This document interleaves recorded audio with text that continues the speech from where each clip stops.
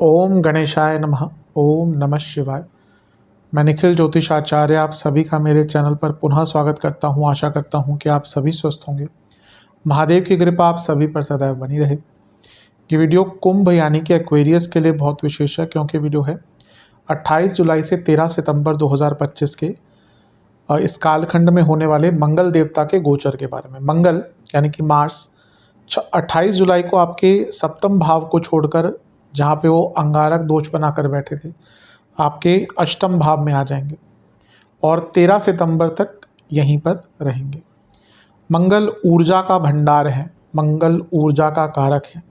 Leadership qualities, logical reasoning, marketing, domination भी कह सकते हैं, या फिर rather than domination authority, real estate, property, भाई बहन, कई चीज़ों के कारक मंगल हैं। और मंगल हर व्यक्ति के लिए दो भावों के स्वामी होते हैं, तो आपके लिए वो दशमेश हैं और तीसरे घर के स्वामी हैं। उनकी 3 दृष्टियां होती हैं, तो उनकी एक चौथी दृष्टि होती है, वो पड़ेगी आपके लाभ स्थान पर। एक उनकी 7वीं दृष्टि होती है, वो पड़ेगी आपके धन स्थान पर। और उनकी एक 8वीं दृष्टि होती है, वो खुद उनके अपने भाव पर यानी कि तीसरे घर पर पड़ेगी। इसके साथ ही यहाँ पे शनि मंगल का समसप्तक योग भी बन रहा है। जब शनि मंगल आमने सामने होंगे, इसका वैश्विक स्तर पर भी बहुत प्रभाव होता है। जिन लोगों ने मेरा दूसरा चैनल सब्सक्राइब किया हुआ है, वहाँ पे एक वीडियो मैंने डाली है इन दोनों का क्या प्रभाव रहेगा वैश्विक स्तर पर, वो चाहें तो उस वीडियो को देख सकते हैं। शनि मंगल का समसप्तक योग विस्फोटक होता है, जहाँ पे कई अच्छी चीज़ें भी होती हैं इन दोनों के समसप्तक योग के कारण, और कुछ बुरी चीज़ें भी होती हैं। इसका आंकलन करेंगे। इसके साथ ही आप सोच रहे होंगे बृहस्पति और केतु को क्यों दर्शाया है मैंने, क्योंकि एक ऐसा भाव है जो पहले ही 3 ग्रहों से दृष्ट था और अब मंगल के आने से 4 ग्रहों से दृष्ट हो जाएगा। वो भाव है आपका 11वां घर, जहाँ पर केतु की 5वीं दृष्टि थी, बृहस्पति की 7वीं थी, शनि की 10वीं थी। अब मंगल की ऊर्जा भी आ जाएगी, यानी कि उनकी 4थी दृष्टि भी आ जाएगी। तो इसका बहुत इम्पैक्ट रहेगा। मंगल अपने आप में एक ऊर्जा का भंडार है, इसलिए उनका गोचर और उनका इतना कारकत्व होना का, या इतने कारकों के स्वामी होना, उनका 2 भावों के स्वामी होना, उनकी दृष्टि का प्रभाव, ये कई चीज़ों में बदलाव लाता है। और इसी का आंकलन हम इस विश्लेषण में करते हैं, क्या अच्छा क्या बुरा हो सकता है, सब चर्चा करते हैं। लग्न राशि या चंद्र राशि यदि आपकी कुंभ है, दोनों ही गाइडेंस के लिए राशिफल को देख सकते हैं। जहाँ से ज़्यादा सूट करता है, रिलेट करता है, वहाँ से इसको ऑब्जर्व कीजिए। व्यक्तिगत तौर पे मेरा मानना है लग्न से देखेंगे तो अच्छा है। इनकेस नहीं पता है तो अपनी चंद्र राशि से इसको देख सकते हैं। शुरू करते हैं। मंगल आपके अष्टम भाव में आ रहे हैं। अष्टम भाव के मंगल मिश्रित माने जाते हैं, कोई बहुत अच्छे भी नहीं, बहुत बुरे भी नहीं। थोड़ा सा उनके कुछ नेगेटिव प्रभाव भी यहाँ पे बढ़ जाते हैं। सबसे पहले मंगल अष्टम में जब आते हैं तो व्यक्ति के इंजरीज के योग बन जाते हैं। अगर आपके यहाँ पे दशा अंतरदशा थोड़ी ख़राब चल रही है, मारक दशा अंतरदशा चल रही है, लेट्स से कि अगर आपकी बुध की महादशा है, मंगल की ही महादशा है, केतु की महादशा है, और इन्हीं में से किसी ग्रहों की अंतरदशा भी चल रही है, किसी वक्री ग्रह की दशा अंतरदशा है, किसी अस्त ग्रह की दशा अंतरदशा है। वैसे और भी चीज़ें देखते हैं, लेकिन वो बहुत टेक्निकल हो जाती हैं। आपका 22वां दृष्कांड होता है, वो भी देखना पड़ता है। मारक डिग्रीज होती हैं, या मृत्यु स्थान जिसको कहते हैं, वहाँ पे कुछ डिग्रीज होती हैं कि वहाँ पे जाकर ग्रह मृत्यु स्थान पे बैठता है, तो वो बहुत टेक्निकल हो जाता है। लेकिन मोटे मोटे तौर पर, क्योंकि कई लोग नहीं इन चीज़ों को समझेंगे, तो अगर इन ग्रहों की जो आपकी दशा अंतरदशा चल रही है तो बहुत केयरफुल रहेगा, क्योंकि यहाँ पे इंजरीज और एक्सीडेंट्स के योग कुछ लोगों के लिए बन जाते हैं। ये रही जो सबसे एक ऐसी बात है जिस पर आपको सबसे ज़्यादा ध्यान देना है। तो अगर आप रेगुलर ड्राइव करते हैं, अप्स एंड डाउन्स बहुत होते हैं, आपके गाड़ी चलाते हैं खुद, तो बहुत सचेत रहिएगा। कोशिश कीजिए कि मिनिमम ड्राइविंग करें। Even not only in driving, accident की ही बात नहीं, इंजरीज के योग भी हैं, तो बहुत रिस्क कम लें। अच्छी चीज़ यह है कि अष्टम भाव है आपका एंसेस्ट्रल प्रॉपर्टी का भाव, और मंगल है प्रॉपर्टी के कारक। तो मंगल का अष्टम भाव में आना, पहला तो पैतृक संपत्ति संबंधित कुछ विवाद चल रहे थे उनको सुलझाता है। और क्योंकि मंगल आपके तीसरे भाव के स्वामी हैं, और तीसरे भाव के स्वामी होने के नाते जब वो अष्टम में आएंगे तो कोई बहुत टाइम से अगर कन्फ्यूजन चल रहा था एंसेस्ट्रल प्रॉपर्टी को लेकर, कोई डॉक्यूमेंटेशन की प्रॉब्लम थी, कोई वाद विवाद था। कई बार होता है कि पैतृक संपत्ति ऐसी जगह पे है जहाँ पे जो कटिंग होती है प्लॉट्स की या ज़मीन की वो बहुत इवन नहीं होती, तो कभी कभी छोटी छोटी जगहों पर विवाद आ जाते हैं। मैप पे कुछ दिख रहा है और रियलिटी में कुछ और हो जाता है। तो ऐसी चीज़ें सुलझाने के लिए विद अ गुड कम्युनिकेशन, क्योंकि तीसरे घर के स्वामी हैं, तो गुड कम्युनिकेशन, अच्छे बातचीत के ज़रिए इन चीज़ों को सुलझाने का मौका मिलेगा। और भाई बहनों के साथ अगर पैतृक संपत्ति का वाद विवाद चल रहा है उसको भी सुलझाने का मौका मिल सकता है। क्योंकि मंगल आपके 10वें घर के स्वामी हैं और अष्टम में बैठ गए, ये सबसे अच्छा मौका है जॉब चेंज का। अष्टम भाव चेंज दिखाता है, तो अगर आप जॉब चेंज का विचार कर रहे थे तो अष्टम में मंगल का जाना जॉब चेंज के लिए बहुत अच्छे योग बना देता है। मैंने शुरू में कहा था शनि मंगल का समसप्तक योग है, तो शनि खुद लग्नेश हैं और 12वें घर के स्वामी भी हैं, और मंगल 10वें घर के स्वामी हैं और तीसरे घर के स्वामी हैं।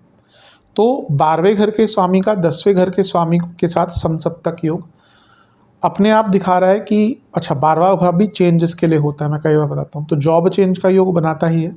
क्योंकि यहाँ पे 12वें घर का स्वामित्व हो गया शनिदेव का, तो अगर आप विदेश में जॉब ढूंढ रहे थे तो उनके लिए भी यहाँ पे बहुत शुभ योग बन जाता है। दूसरा, 12वां भाव व्यय है और प्रॉपर्टी बेचने के लिए बहुत इंपॉर्टेंट होता है। सिमिलरली चौथे से 12वां भी प्रॉपर्टी बेचने के लिए बहुत इंपॉर्टेंट होता है। तो लग्न से 12वें के स्वामी कौन हुए? शनि। चौथे से 12वें के स्वामी कौन हुए? मंगल। और दोनों समसप्तक में हैं, और मंगल अष्टम में है, शनि धन में है। यानी कि अचानक केवल एंसेस्ट्रल प्रॉपर्टी का तो हमने बात कर ली कोई सुलझाने के लिए, लेकिन अगर आपकी कोई प्रॉपर्टी है आप उसको बेचना चाहते हैं तो सडनली आपको यहाँ पर मौका मिल सकता है कि कोई ग्राहक मिल जाए, कोई कस्टमर मिल जाए, या किसी ब्रोकर के थ्रू आपकी प्रॉपर्टी बिक सकती है। कभी कभी होता है व्यक्ति सोचता है कि प्रॉपर्टी बेचूं, सालों लग जाते हैं, कभी कभी प्रॉपर्टी नहीं बिकती, तो उसमें मौके ढूंढने पड़ते हैं कि कब वो मौके आएंगे। तो ये वो मौका है जहाँ पे आपकी प्रॉपर्टी बिक सकती है। अब क्योंकि लग्नेश वक्री है यानी कि शनि, तो यहाँ पे ये मान लीजिएगा कि अगर प्रॉपर्टी बेचनी है और सच में आवश्यकता है बेचने की तभी बेचिएगा, क्योंकि कॉम्प्रोमाइज़ तो यहाँ पर रेट में करना पड़ेगा।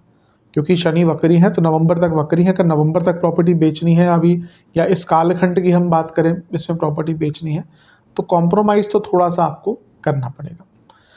मंगल अष्टम में आए थे तो एक चीज़ मैं बताना भूल गया, अगर आपकी कोई पैतृक संपत्ति है उस पर आप कुछ कंस्ट्रक्शन कराना चाहते थे तो उसके लिए भी जो योग है ये बहुत अच्छा बन जाता है। मंगल क्योंकि ऊर्जा के कारक हैं, अष्टम में जब आते हैं तो व्यक्ति रिसर्च करना शुरू कर देता है। तो जो ऑलरेडी रिसर्च बेस्ड लोग हैं, काम करते हैं या स्टडी करते हैं, उनके लिए बहुत अच्छा होता है। और वैसे भी अगर आप कुछ जानने के इच्छुक हैं, कुछ रिसर्च करने के लिए इच्छुक हैं, तो मंगल का अष्टम में आना बहुत अच्छे रिजल्ट देता है।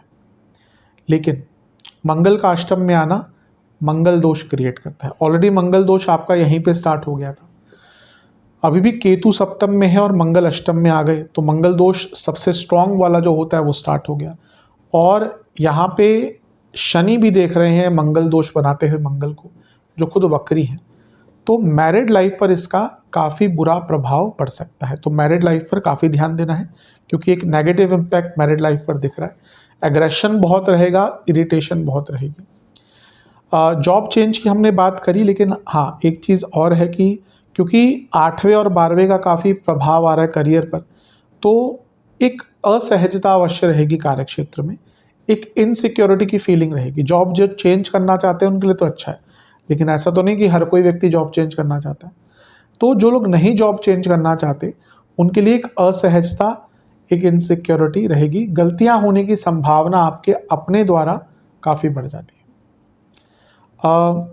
अष्टम में जब शनि आते हैं, जैसे मैंने मंगल दोष की बात करी, इसके साथ ही क्योंकि वो आपके तीसरे घर के स्वामी हैं, व्यक्ति कभी कभी बहुत ज़्यादा इम्पल्सिव हो जाता है वो बहुत सारी चीज़ें एक साथ स्टार्ट कर देता है और उसके बाद उसका खामियाजा भी भुगतता है। इसलिए हर चीज़ को बहुत सोच समझ कर ही स्टार्ट करने की आवश्यकता है, क्योंकि यहाँ पर मंगल अष्टम से बैठकर लग्नेश को देख रहे हैं जो खुद वक्री है। इसलिए ये हेल्थ इशू, और ये जो शनि है वो लग्नेश के साथ 12वें घर के स्वामी है। ये तो फिर से कहूँगा जो मैंने स्टार्ट में कहा था कि इंजरीज, एक्सीडेंट्स के योग बहुत प्रबल हैं, बहुत केयरफुल रहने की आवश्यकता है। अब मंगल की दृष्टियों की तरफ चलते हैं। मंगल की एक दृष्टि है आपके 11वें घर पर, जहाँ पर बहुत सारे और ग्रहों का प्रभाव भी है। यहाँ पर केतु भी देख रहे हैं, मंगल भी देख रहे हैं, और बृहस्पति भी देख रहे हैं, शनि भी देख रहे हैं, जो मैंने शुरू में कहा था। 11वें घर पर इतने सारे ग्रहों का प्रभाव भौतिक संपन्नता के लिए बहुत शुभ है। भौतिक सफलता मिलेगी, कार्य पूर्ण होंगे। अष्टम से मंगल देख रहे हैं जो अचानक से लाभ प्राप्ति के योग बनाते हैं। यही मंगल क्योंकि तीसरे घर के स्वामी है तो इच्छाओं की पूर्ति, कार्यों में लाभ, और इसके साथ ही क्योंकि केतु भी देख रहे हैं मंगल के साथ, ये ऊर्जा ऐसी है जो आपको अपने गलतियों को समझाकर उसको सॉल्व करने का मौका दिलवाएंगे। कार्य क्षेत्र में पैसा बढ़ सकता है, बिजनेस में भी पैसा बढ़ने की उम्मीद आ जाती है। बृहस्पति का प्रभाव भी है जो लाभेश भी हैं, धनेश भी हैं, और इस समय अतिचारी हैं। उनके साथ ही शनि का प्रभाव, यानी कि पैसा बढ़ाने के आइडियाज़ और मौके सब कुछ बहुत प्राप्त होगा। बस ध्यान ये देना है 11वां भाव इच्छाओं का भी होता है, और यहाँ पे 4 ग्रहों का प्रभाव कभी कभी व्यक्ति की इच्छाओं को इतना प्रबल कर देता है कि उसको समझ नहीं आता कि सही क्या है और गलत क्या है। इसके चक्कर में वो गलत निर्णय ले सकता है। अपने भाई बहनों से भी संबंध बनाकर रखें, और पर्टिकुलरली जब आप पब्लिक प्लेटफॉर्म्स पे हों, सोशल प्लेटफॉर्म्स पे हों, तो बहुत सहजतापूर्ण व्यवहार करें और बहुत शालीनतापूर्ण व्यवहार करें, अदरवाइज नेगेटिव इम्पैक्ट आ सकते हैं। पैसे कमाने के भरपूर मौके आएंगे, बस थोड़ी शालीनता और अपनी इच्छाओं पर कंट्रोल आपको करना पड़ेगा। बिजनेस के लिए मंगल सप्तम से दूसरे में आ रहे हैं, और क्योंकि वो कर्म भाव के स्वामी है और लग्नेश से दृष्ट है, बिजनेस में पेमेंट्स में थोड़ा डिले हो सकता है, ये कोई इसमें दो राय नहीं है, लेकिन काम आपको काफ़ी मिलेगा, काम करने का मौका आपको काफ़ी मिलेगा। मंगल का एक प्रभाव दूसरे घर पर बैठे शनि पर है और दूसरे घर पर है, इसकी चर्चा हम कर ही चुके हैं। बस ये कहूँगा कि वाणी स्थान है, ऑलरेडी वक्री शनि है। वक्री शनि का दूसरे घर में होना क्या होता है कि आप जो बोलते हैं लोग समझ नहीं पाते। Clarity of communication, clarity and delivering speeches, clarity of communicating your thoughts, इन सब में कमी रहती है। और जब मंगल का प्रभाव भी आ गया तो फिर एग्रेशन और जल्दबाजी भी आ गए। तो आपको अपनी वाणी पर बहुत नियंत्रण रखना है, क्योंकि वाणी के कारण ही प्रॉब्लम्स होगी। लेकिन मंगल क्योंकि लाभ स्थान और धन स्थान को कनेक्ट कर रहे हैं, फिर से कहूँगा पैसों के लिए बहुत अच्छा है। रुका हुआ पैसा हो, पैसे नए कमाने हो, नए पैसा कमाने का रास्ता ढूंढना हो, बहुत अच्छा है। मंगल का एक प्रभाव तीसरे घर पर रहेगा, ये बहुत अच्छा है क्योंकि तीसरा भाव मंगल का के लिए बहुत फेवरेट है उनका, और यहाँ पे वो खुद अपनी ही राशि को देख रहे हैं तो तीसरे भाव को बहुत स्ट्रॉन्ग कर रहे हैं। तो आपके अंदर बल भी रहेगा, पराक्रम भी रहेगा, क्षमता भी रहेगी अपने प्रॉब्लम्स को सॉल्व करने की, आगे बढ़ने की, रिस्क टेकिंग एबिलिटी भी रहेगी, और एक अपने ऊपर विश्वास अजब सा रहेगा कि मैं कुछ भी कर सकता हूँ। बस ध्यान ये देना है कि अष्टम से बैठकर मंगल देख रहे हैं तीसरे घर को, तो कभी कभी यहाँ पे क्या होता है कि पैतृक संपत्ति के वाद विवाद उठ जाते हैं। मतलब कि जो भाई बहन सब कुछ ठीक ठाक चल रहा था, उनके बीच में भी पैतृक संपत्ति का प्रॉब्लम हो सकता है, या अदरवाइज उस चीज़ को छोड़े भी तो भाई बहनों के साथ संबंध यहाँ पर बिगड़ सकते हैं, दोस्तों के साथ भी संबंध यहाँ पे बिगड़ सकते हैं, क्योंकि शनि मंगल आपके तीसरे घर को भी देख रहे हैं जो कम्युनिकेशन का भाव है, और दूसरे घर को भी देख रहे हैं जो वाणी का स्थान है। तो ये दिखा रहा है कि आपकी वाणी में, आपके कम्युनिकेशन में बहुत एग्रेशन रहेगा, जिसका एक नेगेटिव इम्पैक्ट ओवरऑल पड़ सकता है। तो जहाँ तक देखिए कई अच्छे प्रभाव हैं, कुछ बुरे प्रभाव हैं। स्टूडेंट्स की अगर चर्चा करें तो ठीक ठाक है, रिसर्च बेस्ड स्टूडेंट्स के लिए बहुत अच्छा रहेगा। मैरिड लाइफ के लिए तो मैंने कहा खराब है। लव लाइफ में भी एग्रेशन बहुत ज़्यादा देखने को मिलेगा। तो बड़े आधार पर देखें तो कई अच्छी चीज़ें भी हो रही हैं, कुछ बुरी चीज़ें भी हो रही हैं। सेहत का बहुत ध्यान दीजिएगा, यहाँ पर आपको बीपी की प्रॉब्लम, दांतों की प्रॉब्लम, आँखों की problem, food infections, private part से जुड़ी प्रॉब्लम्स, गले के रोग, ईएनटी प्रॉब्लम, थायराइड संबंधित प्रॉब्लम्स बहुत तंग कर सकती हैं। तो इन सारी ही चीज़ों पर आपको ध्यान देने की आवश्यकता है। उपाय की बात कर लेते हैं। बजरंग बली को पहले सिंदूर अर्पण कीजिएगा, जो बजरंग बली का सिंदूर आता है। चमेली के तेल का दिया अर्पण कीजिएगा, मीठा पान और गुड़ की बनी मीठी रोटी। इसके बाद वहीं पर बैठकर ओम अंजनी सुताय नमः मंत्र का 108 बार जाप कीजिएगा और ओम भूमि पुत्राय नमः मंत्र का 108 बार जाप कीजिएगा। ओम भूमि पुत्राय नमः ये मंगल देवता का मंत्र है। ये उपाय करेंगे तो अवश्य बहुत लाभ मिलेगा। आशा करता हूँ वीडियो काम आएगा। चैनल पर नए हैं सब्सक्राइब कीजिए, वीडियो को लाइक कीजिए। मिलता हूँ मैं आप सभी से अगले वीडियो में, तब तक के लिए ओम नमः शिवाय।